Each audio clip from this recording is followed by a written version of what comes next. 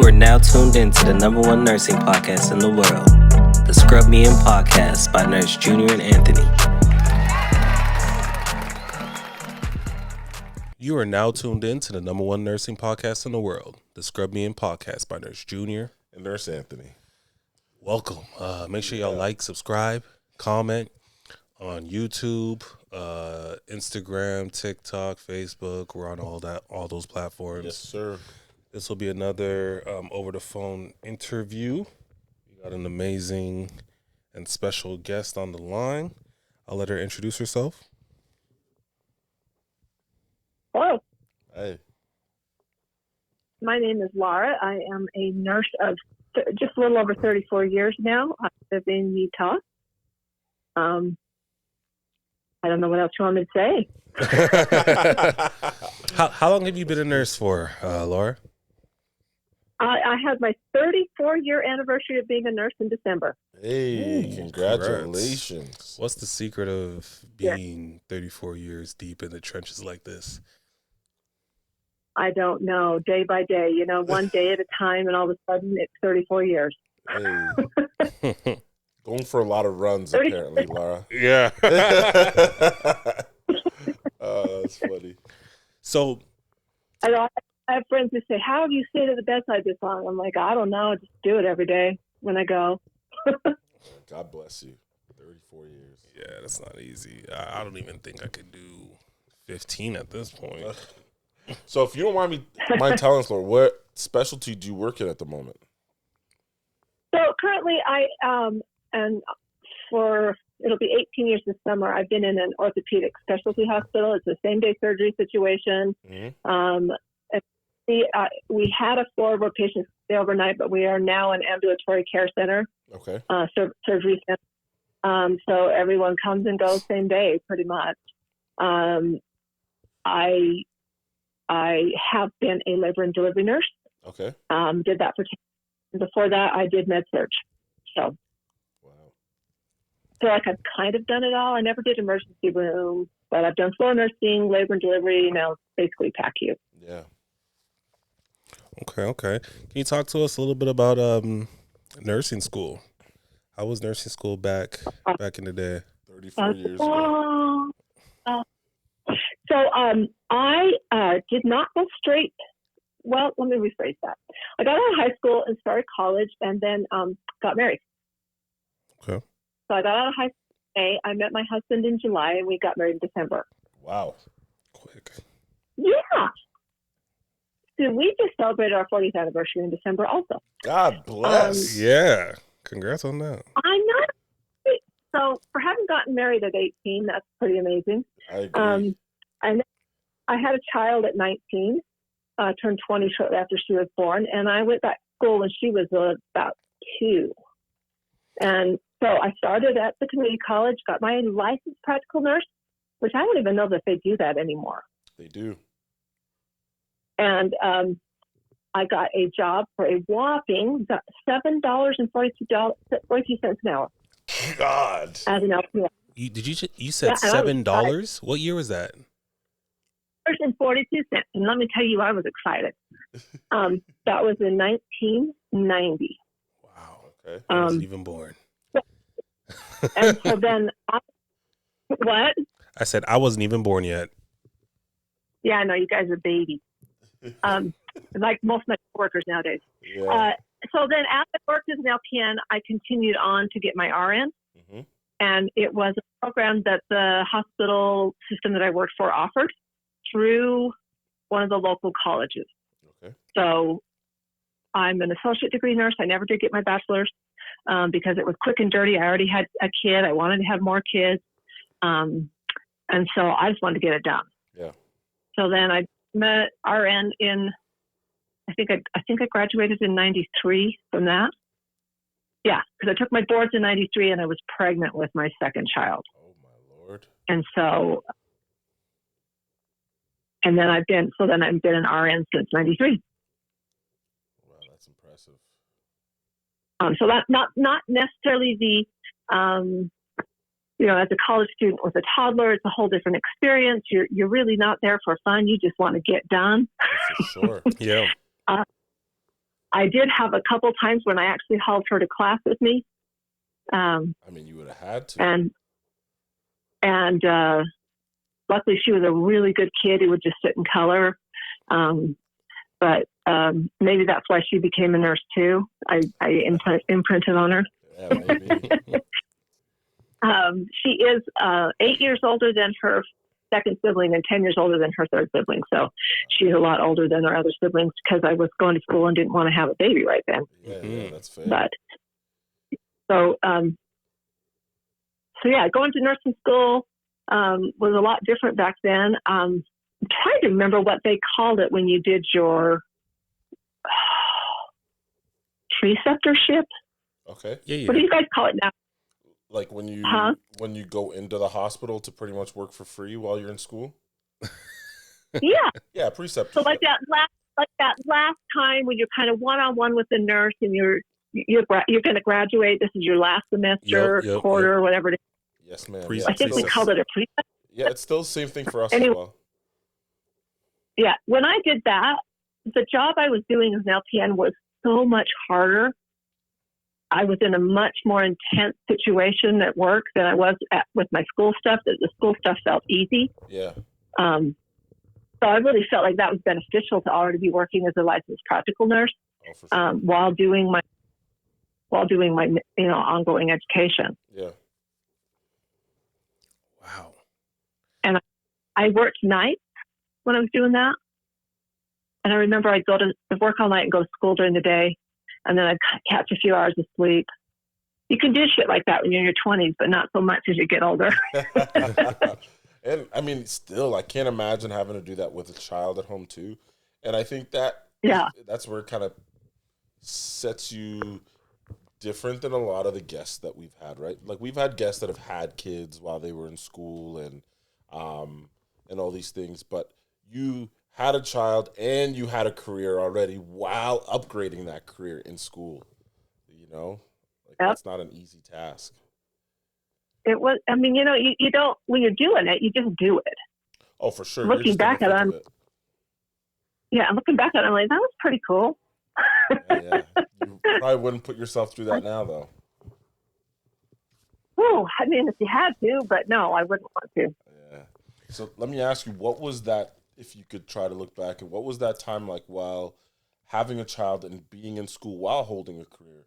What did you find it difficult? Do you find like people gave you a hard time? How was that time for you? It was so busy. I remember just thinking, I'm so tired. I'm so busy. Yeah. And I remember, and I got pregnant in that time too. Yeah. Oh, and I'm mad. I was suffering from infertility, so we were doing infertility treatments too. Oh my Lord. So I'm going to school. I'm doing infertility treatments. I finally get pregnant. I'm graduating, and then I'm pregnant. I just think I was like I told you guys, it's one day at a time. You're just hang on, keep going. Yeah. I have to give my husband a shout out because that man put up with a lot, I think. Hey, shout out Mr. Laura. Let him know we said what's up. Yeah, my husband is Sam. I have to give him a shout out because in the climate and the culture that we were raised in, supporting a wife who wants a career was not necessarily what he had been taught. Right. He'd kind of been raised that your wife stays home and has kids and takes care of them, and you're the guy. Yeah, right. And I had two, except for I also didn't want to do that. I'd always wanted to be a nurse. And I remember looking at him when our little girl was a toddler and said, I always wanted to be a nurse. And he said, so do it. Yeah. We'll figure it out. And we did. So I've got to give him that shout out for being super supportive of my dreams and goals along with his. Yeah, that's awesome. Definitely. Does he work in healthcare as well or no? No, he does not. He's an IT guy, and don't ask me anymore because I do not understand it. Yeah, that's fair. That's fair. That's cool. He used made-up words. That group uses more made-up acronyms and stuff than I've ever heard. I don't know. We got a lot of acronyms. We got a lot of terminology. Too. So, like, I think their terminology is kind of based in Latin. They're just making shit up. Yeah, that's a fact. That's a fact. Did you so being that, so you said you were in school based in the 90s, you had your daughter that was coming with you in school. Did you find it tough to kind of manage or, be on top of some of her milestones that she was going through? Like, let's say, for example, I don't know, let's say she wanted to go to like a friend's birthday party. Were there things that had to be sacrificed while on her end just for you to complete your task and your goals?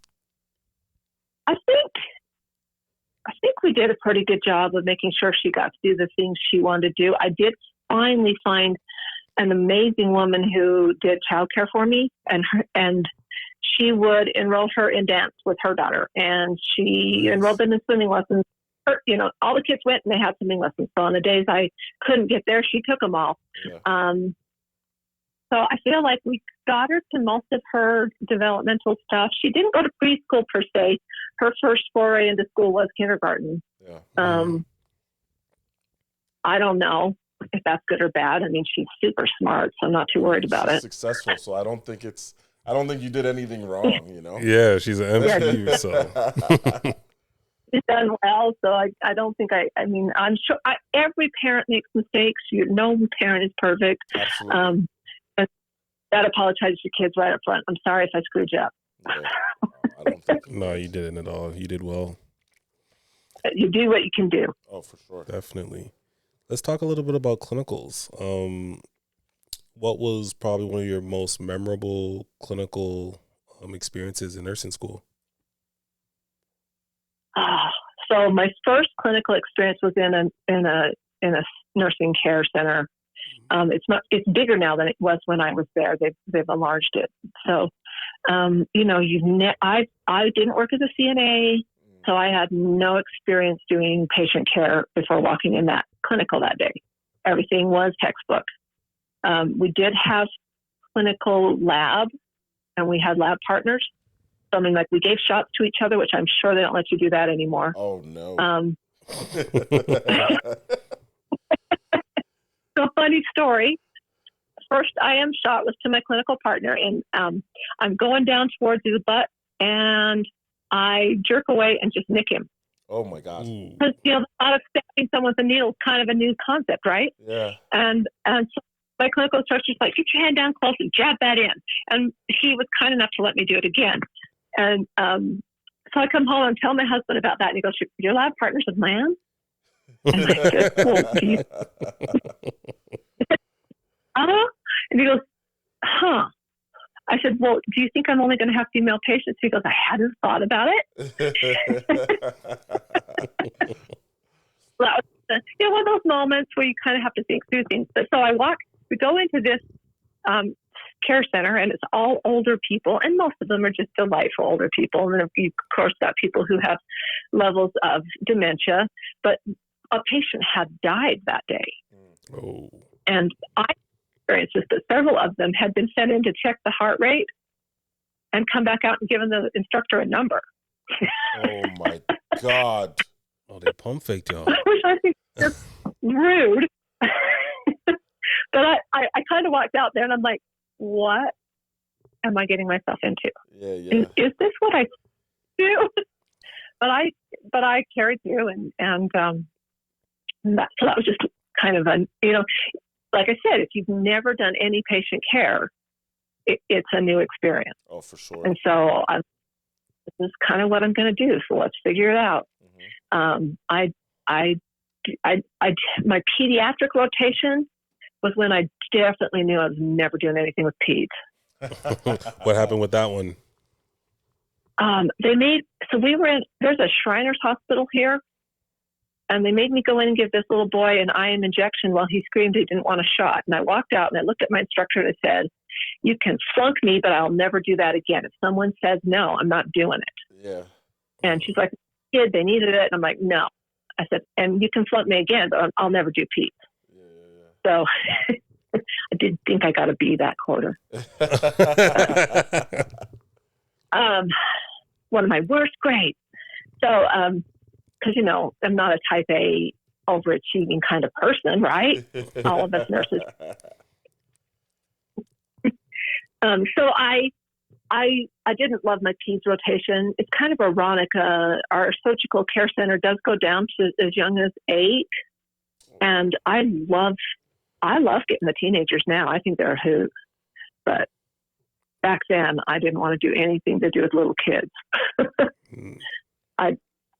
Plus with kids, you know, they'll change on you on a dime. They're stressful. Oh, for sure.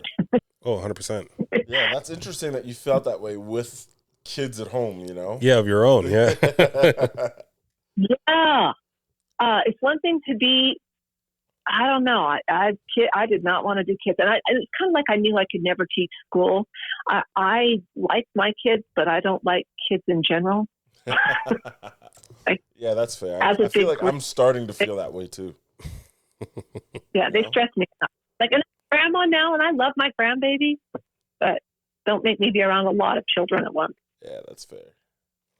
It's interesting because, so for you, it's obviously, you're a nurse now, but I know there are a lot of individuals. First placement is usually that testament to them to see whether or not they like or, you know, or they do love the profession of nursing. I know for me, my nursing home experience wasn't the best. I was at an old rinky-dink nursing home, and I've seen a lot of individuals drop out of the profession or drop out of the program. So for you, and I'm not sure if you can remember, but how big or what was the sample size of your class? And after that placement, did you see a lot of individuals fall off from the program in your year? I don't remember very many that didn't graduate with us. Yeah. Okay. It would have been we had a very small class of probably only, so the LPN, it was kind of complicated. There were some already working on the RN, but they were doing the LPN portion with us, and then they got to keep going. Mm-hmm. And then I got into a different RN program. So I want to say out of like the 60 of us, I think probably 50 plus, 55 plus stayed. Okay. Wow. I don't remember a lot of people leaving. And we did have a mixture of like older people going back for degrees, slightly older non-traditional students like myself. I mean, I wasn't that old. I was 23. Yeah. But I mean, I felt old because I had a kid. But it would be probably a different group than your traditional. I'm just out of high school. I'm 2 years into college, and now I'm in the nursing program. Mm-hmm. So I don't remember a very big attrition of us. I feel like most of us graduated. Were there a lot of males in your program or minimal? There were some. They were definitely the minority. Yeah. Figured. I would say male nurses in my career have been, until the surgical center, probably the minority. Well, that's kind of interesting, though. Think about this. The OR staff has a lot of males. Yeah. The same-day surgical staff has 3 or 4 out of 30-some. Wow. So still, and of course, labor and delivery, there were no men. Yeah, I feel like even now, you don't really see it often, but we did actually have a guest recently that he was a male labor and delivery nurse, but truthfully, he's the first and only I've ever seen. Yeah, there was one I'd heard about at a different hospital within our system, but it just doesn't seem like an area where a lot of men, I mean, I don't know, maybe they'd like it and they just feel like they can't, mm-hmm. But I don't know. I loved labor and delivery. So why do you feel like you switched from labor and delivery to the surgical center, or wherever you had gone after? That was kind of a forced situation. So the hospital I worked in, they decided to build a big new Starship hospital, and they were going to close our hospital down. Mm-hmm. And then we got told, "Oh, well, you don't get to go to the new hospital. We're going to send you up to this other hospital." And I know it's funny. I was kind of like, "That's just no." Yeah. I'm going to make my own decision. So I jumped ship. Well, I didn't jump ship. I took a second job here at the surgical center, which ironically maintained, it was adjacent to or part of the same building that I had already been in. Okay. And so the hospital that I had worked at closed and became all of it where I stayed. So my commute didn't change, just my hours. So now it was a daytime Monday through Friday job. Okay. And it was a little sooner than I wanted to make that jump because I still had a kid in grade school, 2 kids in grade school. And I kind of wanted to make that jump when they were just a little older because it's a little hard with after school care and stuff. Oh, for sure. But at the same time, and so then I did both jobs from like August till we closed the labor and delivery portion of and that hospital in general, and the new hospital opened at the end of October. And so I kind of made that jump just because of politics and change, and sometimes you just get forced change. If they'd never closed that hospital, I'd probably still be doing labor and delivery. Wow. So you never thought to like reapply or something along those lines to see if you can get on the labor and delivery nurse or floor? Well, I could have gone. I mean, I really could have. And in fact, the boss that I had, she went to the different hospital, not the new one, but an older one. And I took a second job with her in 2008, 2009, back in labor and delivery for a little while because my husband got laid off. And so I took a second job. I see. You guys old enough to remember the recession in 2008? Oh, yeah. That's why my family moved where we live now, is because of the recession. Oh, wow, really? Yeah. Yeah, just because. So we live in Windsor, Ontario. It's right across the border from Detroit. And so obviously we are Canada's biggest hub for the car industry, since so much of the car industry is in Detroit. Right. And during the recession, the car industry got hit like crazy. And even though Canada wasn't wildly affected by the recession, because we have such a big affiliation with Detroit and that car industry, Windsor suffered. Windsor, for a long time, had the biggest unemployment rate in all of Canada. Oh, wow. Yeah, and so because of that, so many people left Windsor, which means the housing market became super cheap. Makes sense. And at the time, my parents were looking to buy a home for their 5 kids, and Windsor houses were going for like pennies on the dollar, so we moved to Windsor so they could buy a house. So that's how I ended up here. Yeah, but yes, I remember the recession well. It really helped my family out. People, it took my husband 9 months to find another job, and it was a greatly reduced pay. Yeah. And people are like, "We've got to move," and I'm like, "I have a job and we own a house here. Like, why should we move?" Yeah. So I did do my current job and a little labor and delivery again for about a year and a half. I see. And then I was like, 2 jobs is a nightmare. And I don't know about you guys in nursing, but it's different education. Mm-hmm. Some of it overlaps, some of it doesn't. And finally I was just like, I'm done. Yeah. I don't. And there was me, I was doing nights and call shifts again. And I'd gotten kind of used to my little sweet Monday through Friday, no call, no night job. Sure. And so I gave it up again. That's fair. And so that's this job since then. Hey, that works. So Yeah. no nights, no call, Monday through Friday nursing. That's not a bad gig. Oh, it's not a bad. I feel like this is the problem with like me doing that now. I feel like if I did it, I would like it too much. You know what I'm saying? And I probably wouldn't go back either. So that's why I stay away from the Monday to Friday gigs. You know? Yeah. I feel like I would. Because once you get it, you can't go back. Oh, absolutely. Yeah, absolutely. Yeah, I can see that. Oh. Another question I wanted to ask. So close to you graduating nursing school, of course, was the final exam, the boarding exam.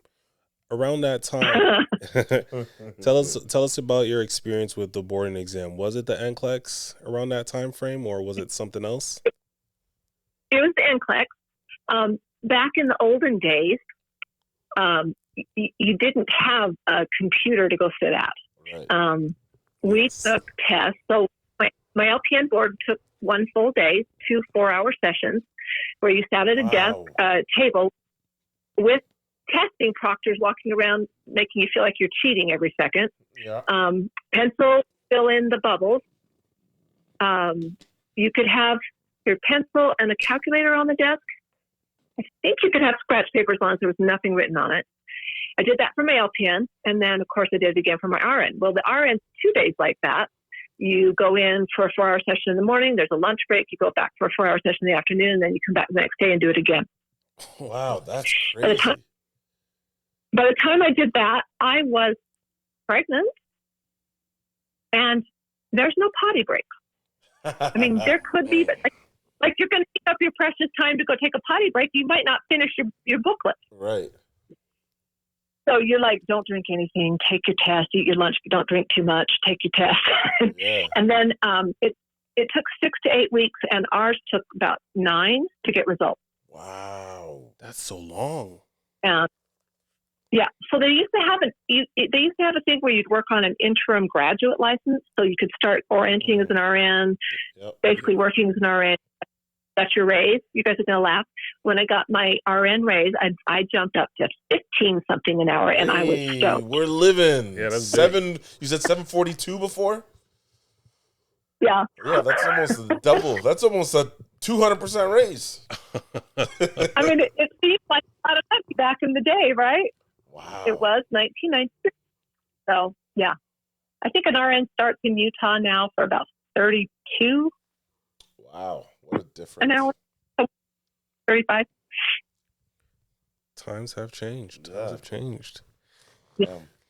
So that was a whole different ballgame. When I hear these kids now coming and, oh my gosh, I had to sit at the computer for like 2 hours. I'm like, wow. Yeah.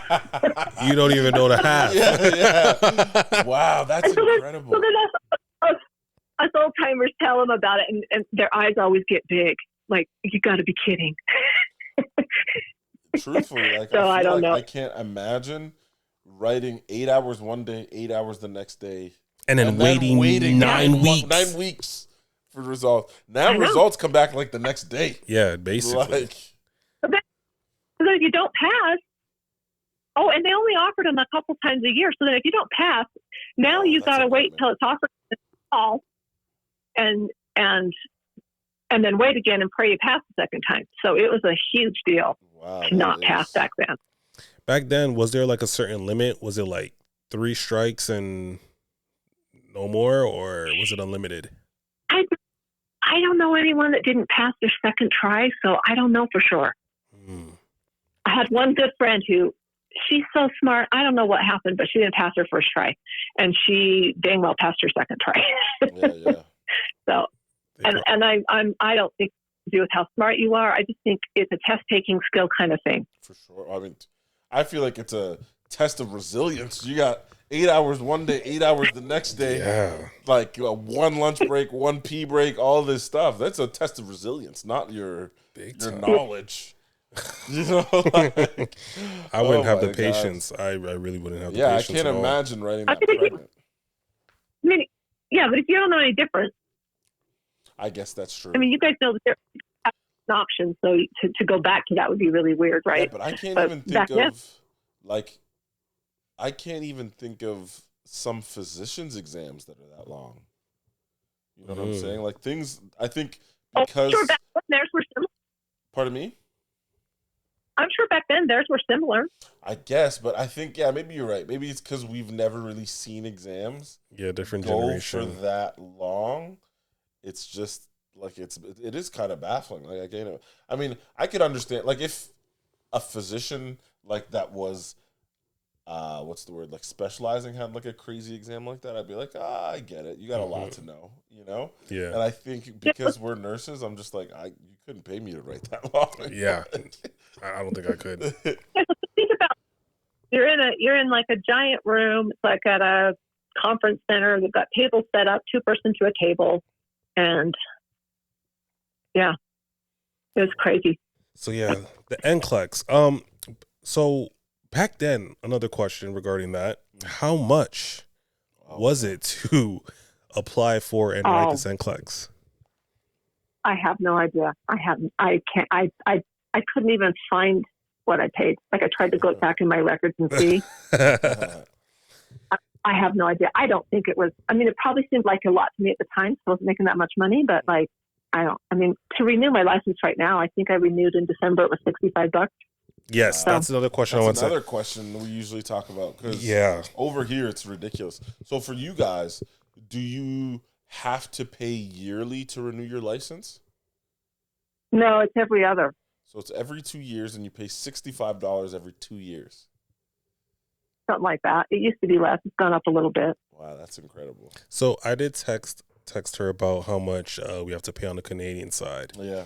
So she's aware that we have to pay $400, and if you're late, there's an additional. Yes. What was it, $150? Yeah. So I made the mistake, even though my wife reminded me many times. I made the mistake of paying late. And along with the $400 was an additional $150. So I paid $550 to renew my license for less than a year, essentially, because I was late. I've never not done it on time, but I'm going to assume we have a late fee too. Like, my goodness. Yeah, it's just ridiculous sums of money over here that we pay for. Yeah, that's a lot. Yeah. Now, when you so our license is state done.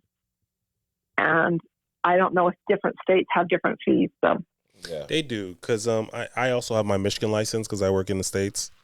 I have my Michigan and my Canadian. My Michigan license is probably $200, probably. So Michigan yearly though? Like, is it every other year? Every other year, yeah.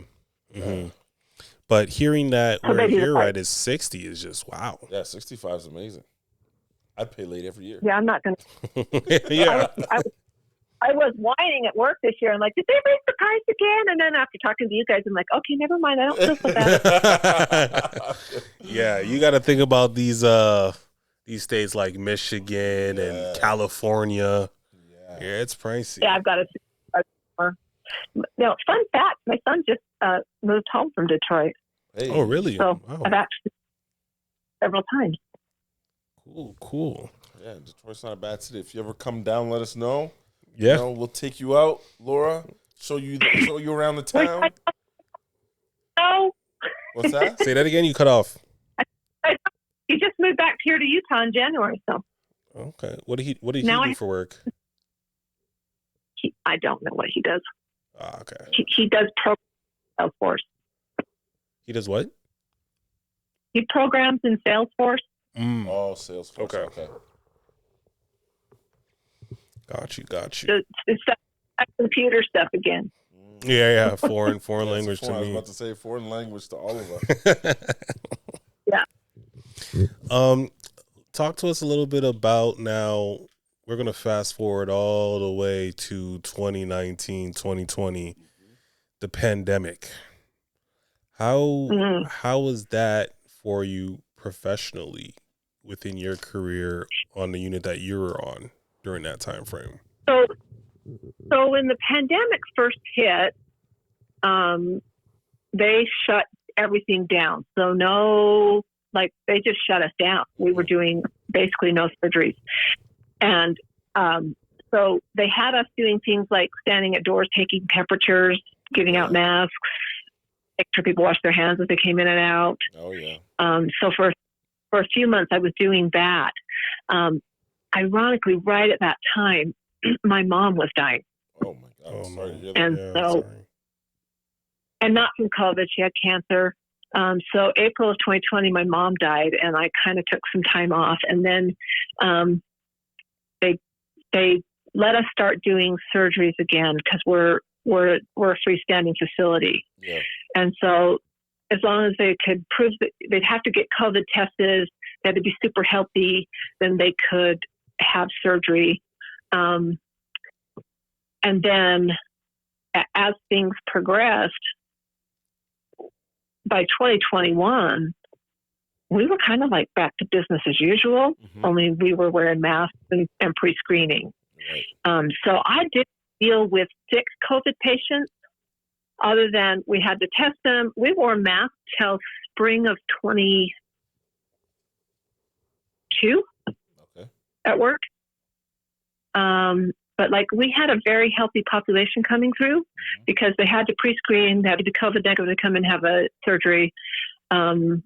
and basically, even when the main big hospital was super full and the contingency was they'd send people to our inpatient unit if they had to, they never did. Mm-hmm.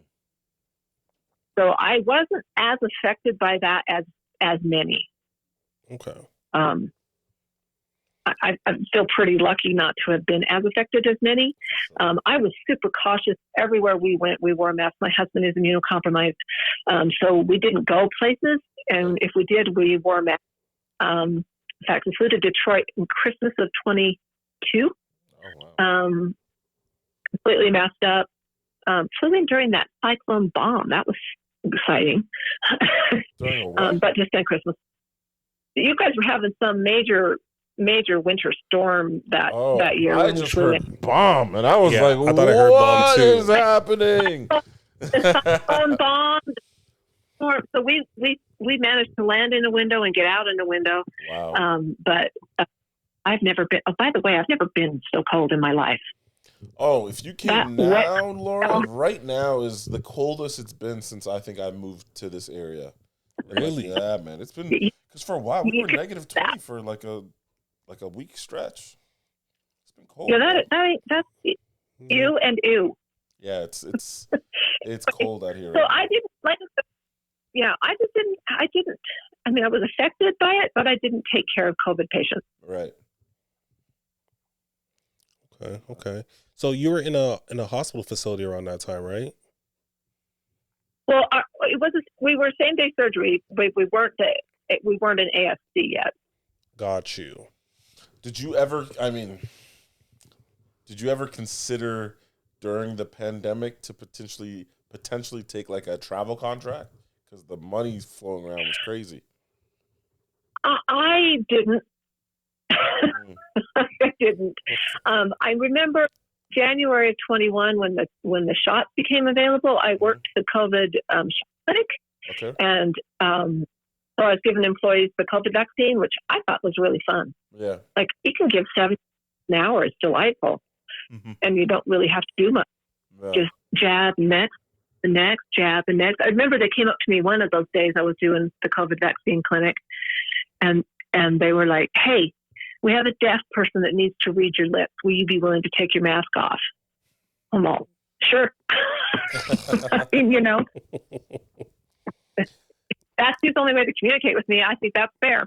Yeah. He kept his on. Everyone else had theirs on. I had mine off briefly while I took care of him, and then, next. Yeah. So it's funny because they did have travel assignments for COVID injectors, actually. Oh, did they? Like immunizations, yeah. Really? They had that, yeah. But it was crazy. Like, it was a smooth position, really, because a lot of people were refusing, and there were some that were getting it. But it was a simple job for sure. Yeah, I mean, to get the whole corporate. I work for one of the bigger. I work for the biggest hospital system here in Utah, and I mean, to get everybody through those clinics, it took a lot of people. Yeah, and I'm not sitting there getting paid to give shots all day. I thought it was fun. Yeah, that's definitely. I hope you weren't giving shots the way you were giving them when you were in nursing school, though. Slightly better at it now. Oh, that's good. You know what's funny about that? Like, your story from nursing school actually reminds me of mine, because I told this story on the podcast once. So when I was in nursing school, we're like learning how to give injections or whatever, and like with our little small groups for clinical. And so for us, we weren't actually injecting each other, right? Like you guys would have been. However, we had this little, I don't even know how to describe it, but essentially it's like this little block. It was like a circular block with like something protruding out of it that was supposed to be the texture of going into skin and then eventually muscle or fat or whatever, right? And then so what you could do is like either hold it up to your shoulder, hold it up to your bum, hold it up to your thigh, wherever the injection needed to be that the nurse was going to give you. So we got partnered up, right? So I'm holding this little block for this young lady that's going to give me like this fake injection. So the needle was real, like everything was real except for she's not poking you, she's poking the block. So I am watching her like pull out the medication with the syringe and get it ready. And the whole time she's like shivering. She's shaking. She's so anxious. Like she got Parkinson's. Oh my God. As soon as I was watching her like prepare the medication, I was like, this is not going to go good. And like, as she was coming up to me, she's shaking even more. And I'm shaking because first of all, something you need to know about me, no problem giving needles. I am a huge baby when it comes to getting them. So now I'm watching her shake and I'm like, oh, I might get poked for real. This might happen today, right? So I am watching her and our instructor's right beside her, trying to talk her through it and everything. And she's shaking so bad, she was like going to miss this block. And I could see it happening. I almost like was foreshadowing this. And I just like moved out of the way. I was like, nope, I'm done for today. I was like, I'm out of here. I gotta go. I was like, no, I can't do this. Oh, man. I think she failed that. Oh, damn. Normal to poke each other with needles. Like, it's kind of something you have to overcome. Oh, no, I can poke all day long. I just can't get poked. I know, but like that initial time? Nah. That initial? No. Like, let me say, I can do it. If I had been your partner that day, for example, I was done. I'm done for the day. I'm out. After that first mishap, I'm gone. I can't do this. Yeah. I got to give him credit for letting me try again. And I did great the second time out there. I don't deny it, but I'm too much of a baby to be there for the second time, Oh, many, many years ago, my mom had back surgery, and I knew her doctor, and she was having a lot of pain. So he sent me home with Toradol to give her an IM injection. Yeah. And so I give her a shot in her little tiny leg. My mom was this tiniest little woman. And I get all done, and she goes, wow, you're really good at that. And I looked at her, and I said, what do you think I've been doing for the last 20 plus years? Oh, that's funny. It was cute. So I go ahead. don't give many IMs. I was going to say, don't do a lot of IM stuff in the PACU. Everything's IV. Yeah, everything's IV now. I feel like even on because I'm on an inpatient surgical unit, and I mean, do we give IMs? They're available, but I can't say that we really give them as much as we used to. Truthfully, you usually see it in the ER or psych. Really, these days, I could see psych, but even now, I feel like it's a lot of IV and a lot of sub Q. I don't really see IM all that often. True. I give a little sub Q insulin very rarely, but yeah, I'm trying to. Yeah, that's it. You know what I'm saying? Yeah, good point. Definitely in psych though. I can yeah, see the that. only time I think I give IM shots now is if we have somebody that's like just extremely delirious and violent, and then give them like an IM Haldol or something like that. You know what I'm saying? That's really it. Yeah, that's very true. Yeah. So going back to the pandemic, crazy time, scary time, but I remember looking back at it as well too when I was at my facility. We were very limited on not equipment, but PPEs and masks. Were y'all facing that same situation where you guys had to reuse your gowns and reuse your mask, or did your hospital have money?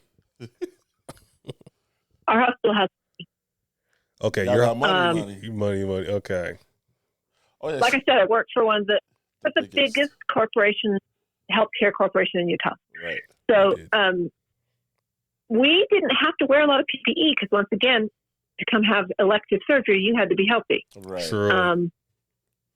And so, and then we get your occasional MRSA kind of thing where we'd have to gown up. Right. But as far as like coming in, there were masks every day. We had people sitting at doors of every facility, and if you walked in and you didn't have a mask, they handed you a mask. And so, we'd get to work, they'd hand you a mask, you put it on. If it got soiled, I'd throw it away and grab another one off the desk. We had boxes of masks sitting around. So, right. And then for a while, they just wear eyewear that covered, like you have to mask and you have to have your eyewear and the mask on. Right. And then eventually we were able to get rid of the eyewear, which was awesome. and then just the masks until about March of 22. But yeah, I don't remember there being, I remember like you'd come in, today they're blue and next week they're yellow. But as far as them being there, they were always there. Yeah. Okay, that's good. That's very good. So yeah, surgical center you work at. Now, I work at a surgical center. The amount of things that I've seen, I worked at a level 1 trauma center and started off in the neuro ICU, and then I transitioned over to pre-op and PACU. Saw some crazy things, personally speaking. There was one story that I read up on a while back, and it was about a female who, she went in for her surgery. They pre-oped her. Now she's ready to get rolled back in, but she had a recorder in, like, underneath her surgical cap in her braids. Okay. They rolled her back and it was running. And in the back, just whoever the surgeon was just talking negatively about the patient. Yeah. Just negatively. I think it was in Texas. Nevertheless. Go ahead. Reading about this. Mm-hmm. So I remember about this too. Got you. So they, procedure's done. They roll her back out. She recovers. She listens to the recorder and she's hearing everything. Oh, no. To the point now, she goes to the news outlets. She sues. She did win the case. They had to pay her out, but why? Because they spoke poorly of her? I'm so confused. So I think the one thing I remember about the article was that this individual was very obese, number one. Number two, when she was at the surgeon's clinic, I guess the patient wasn't happy with some of the information or the care or the rearrangement of the scheduling of the surgery. There was a lot of changes that were happening. So I guess the patient addressed her concerns to the surgeon at his office, and maybe he didn't take it kindly. So day of surgery, he's just talking badly about her while she's, under anesthesia. But little did he know she had a recorder. The reason why I bring that up is, have you ever encountered anything or seen something like that within a surgical center or facility, or any stories in general? I don't know of anyone that's ever recorded. I do know in labor and delivery they stopped allowing like camcorders back on the C-section. I can see that. Yeah, I never got the full story, but I'm assuming it's because somebody got sued. I'm trying to think. It's kind of funny. I actually have a video of my C-section, but yeah, so I can watch that. There've been some times when I know that like we'll get a lecture and staff meeting, and I'll think, okay, who did what? Oh, for sure. Like some kind of thing was said inappropriately to a patient or whatever, and so then you get this kind of little like, hey, everyone should be doing this kind of lecture and staff meeting. Yeah. And then I'm all right, who did it? Like, who did what? What happened? Something happened, or we wouldn't be getting this lecture right now. That's exactly but I don't have any big major things like that I can really remember. You just reminded me of a story actually back when I was in the recovery unit. I did have a patient. This was probably late night. Like I said, it was a level 1 trauma center. And we had a patient that came out. I was the primary nurse recovering the patient. Patient wakes up and goes, "Who are you?" I'm like, "Oh, I'm nurse. My name is Junior. I'm the nurse. I'm going to be your primary nurse. Let me know if you're in pain. If there's anything that you need, just talk to me." And the first thing, or one of the next things that she said was, "I need to talk to your manager." I'm like, manager's not here. It's nighttime. Everyone's home. Just have a few nurses here, anesthesiologist, surgeon, blah, blah, blah. Well, I need to talk to somebody who's important because I heard everything.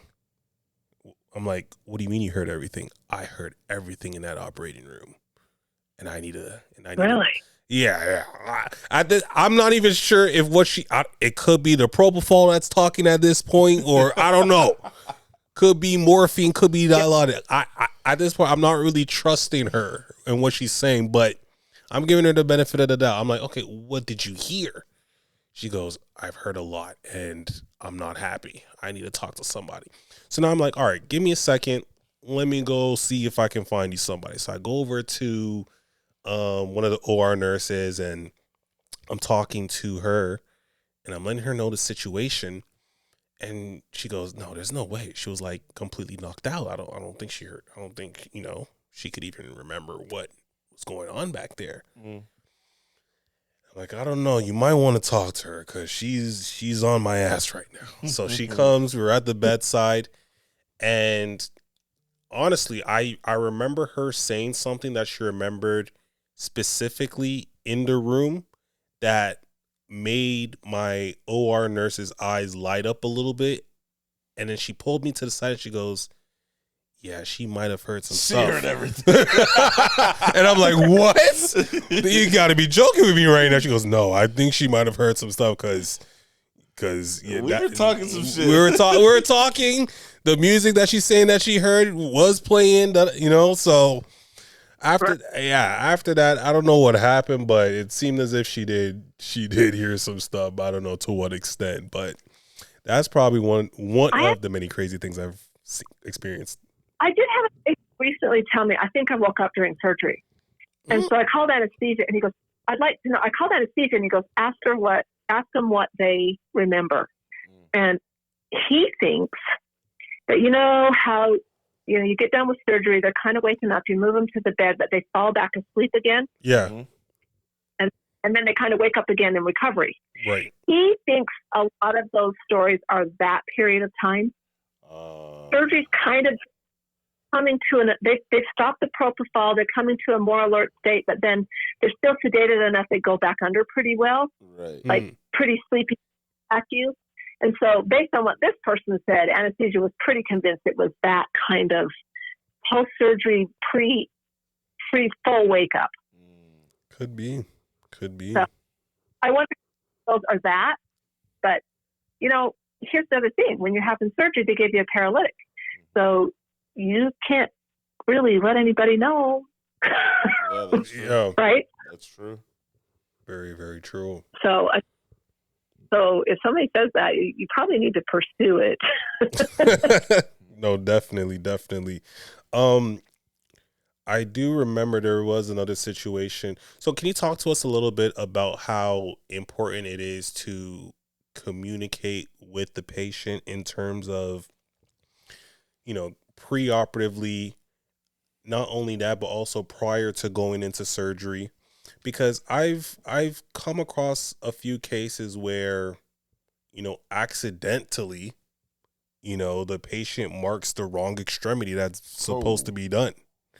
I've even come across stories online where the opposite extremities was actually operated on. That's terrifying. Very terrifying. I have heard of that. It has not happened in my facility that I know of. We make our doctors mark it when they have them sign the consent. Yeah. Right. So I've never heard of a patient marking. I've always heard of the physician marking. So that patient was under, I guess he's not under the influence, but they were smoking. Okay. They smoked prior to. But when it comes down to yeah, go ahead. We used to have the patients mark it, and then the doctor had to come in and mark a second mark. So we'd have the patient write yes. We have the patient write yes, then we'd have the doctor write yes, and then we just have the doctor write yes when he's having the patient sign the consent. So everybody's in the room. You're signing the consent. It just said right. We're doing right.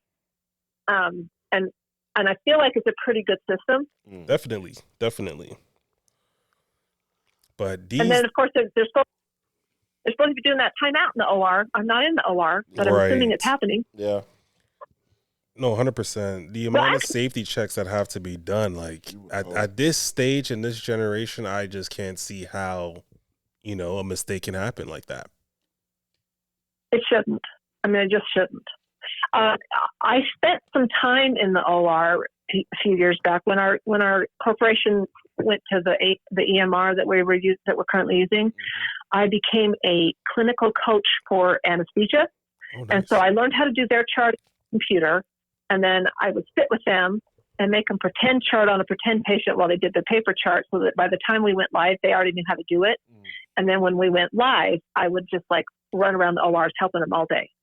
So I did spend some time in the ORs at that point, and I mean, they were all doing their time out. Wow. So, yeah. But I haven't spent a lot of time in the ORs. It's too cold in there. Very cold. Can you actually explain to the listeners why it's cold in the operating room?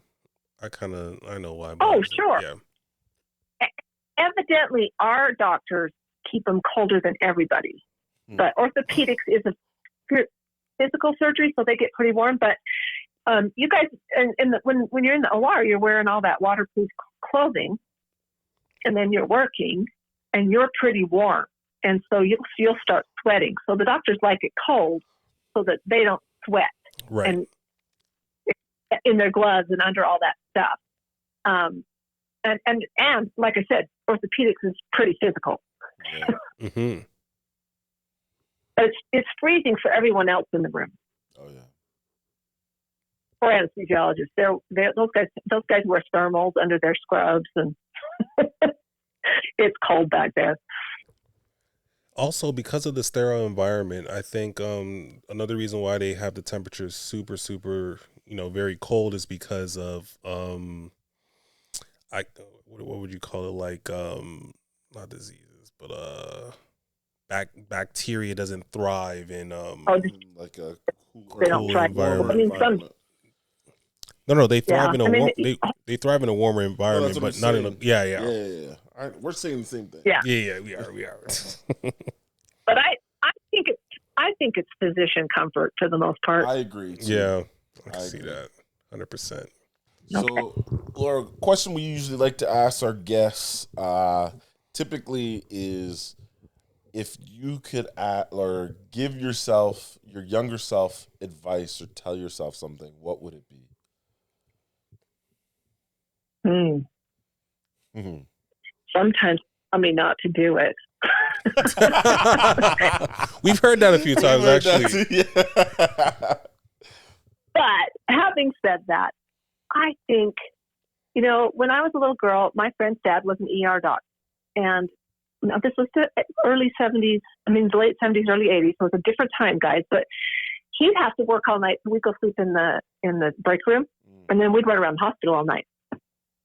And I'd talk to the nurses, and I'd be in the hospital, and I wanted to work there. That is what I wanted to do. And I sometimes wonder, based on like just the timing and the cultural, like I wanted to be a doctor, but I knew that wasn't an option for a girl in my life. Yeah. And so nursing was like something I could do. And so from a pretty young age, I wanted to be a nurse. And so, eventually did it. And so I don't think that I would tell my younger self not to do it. But I might tell her to get a thicker skin quicker. Don't take it. Which is easier said than done too, right? Absolutely. I feel like you got to go through a younger to get that thicker skin, a younger me took a lot of things personally that maybe didn't need to be taken personally. But at the same time, there's a reason I stayed at the bedside, and mostly it's because I like people. I like taking care of them. I hope that I have made a difference in people's lives over the years. Yeah.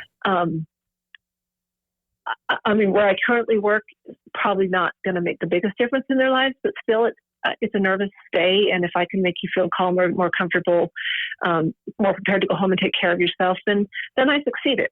Absolutely. And I think nursing is a real emotional and intellectual game. It's hard.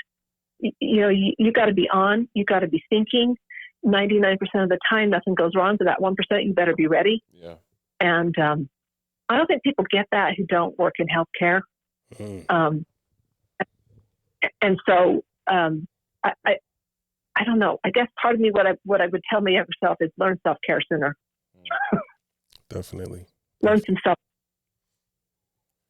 So I'm not sure if you asked this earlier, but if you weren't a nurse, what pathway do you think you would have taken? Oh, that's a funny question because it's nothing like nursing. So the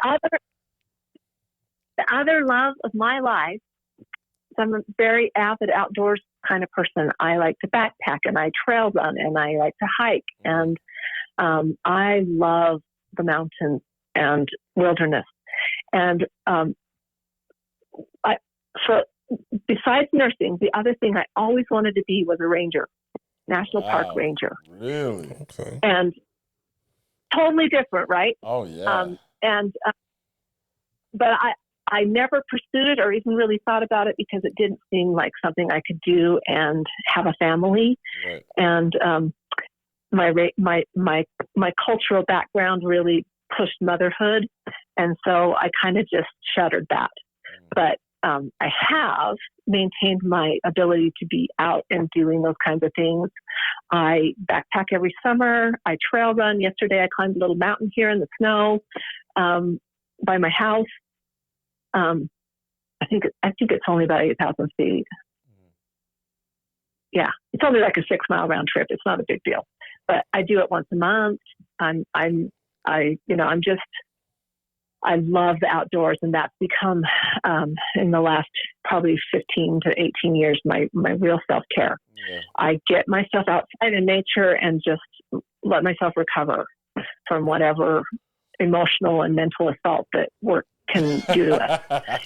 That's good, because a lot of people like to take the alcohol route when it comes to nursing. Oh, for sure. Yeah, well, ironically, I don't drink. Well, I didn't drink. I drink a little, but I didn't used to. Yeah.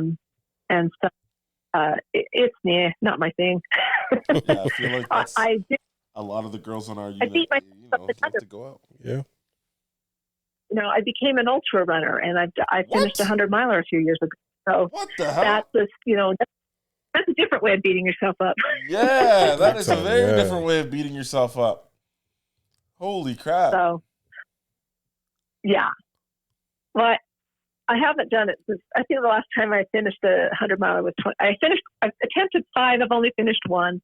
And that was in 2018. My last attempt was 2020, and I only made it about 50 miles. So. Oh, only 50 miles, eh? Shoot. Only 50 miles. You want to know how many miles I ran this week, Laura? Don't ask. 0. The answer is 0. All right. You want to know how many miles I've ran all year? The answer is still the same. 0. 0, yeah. You want to know how many miles I ran in 2024? You know what's crazy? The answer's still the same. 0. All right? Donuts. So don't worry about the only 50 miles. All right? That's impressive. Yeah.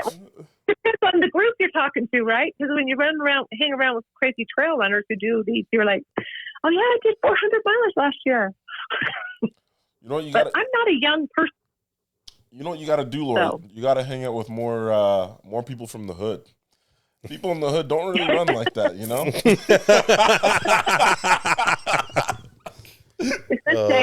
It's somebody who lives in the mountains kind of weirdness. I don't know. Yeah, maybe. Come here. I'll take you hiking. You know what? I've actually wanted to come to Utah. I've heard some good things. But based on the running conversation we're having, maybe I'll go to the hood in Utah, you know? I'll hang out with some Mormons when I go there. I promise I would be gentle. All right. All right, Laura, that's what I needed to hear. Yeah. But so that's my coping. Hey, that's a good way. That's lovely. Very good way. Very good, healthy way. Definitely. Well, Laura, thank you so much. Yeah, we appreciate pleasure, very informative episode that we just got. Yeah, absolutely. We appreciate you coming on. Well, thanks for letting me talk. Absolutely. Yes. And hopefully we can get your daughter on as well, too. I know she's probably busy, but maybe one of these days in the future when she's less busy, we can get her on an episode. She's probably out running right now while we speak. When she was in nursing school, she worked as a CNA in labor and delivery. So we got to work together for about a year and a half, 2 years. Well, that's cool. That's amazing. So, yeah, she worked on my unit as a tech CNA kind of person. Yeah. So You're that was kind of fun. Very good example for her, honestly. Yeah, seriously. Look at her now. Nah, she's just amazing all on her own. Well, once again, thank you so much. Thank you, Laura. We appreciate you. We'll send you the episode when it is completed and fully edited, and we'll let you watch it prior to release. So we'll keep in touch for sure. Yeah, absolutely. Yeah, let. All right, Laura. You have a great day. Yep. Take care. All right. Thanks. Bye. Bye. Bye. All right. Cool episode. Yes, sir. So once again, make sure y'all like, subscribe, comment. Yes, sir. We're on YouTube, Instagram, TikTok, Facebook, all that. All the good. Make sure y'all tell a friend to tell another friend. To tell another friend. Let's get those subscriber numbers up. Yes, sir. I guess the goal is, 150 now? Oh, sure. I think we're like at 105. 200? We'll try and get up to 200, level up a bit. You already know what it is. All righty. We'll see you next time. Peace.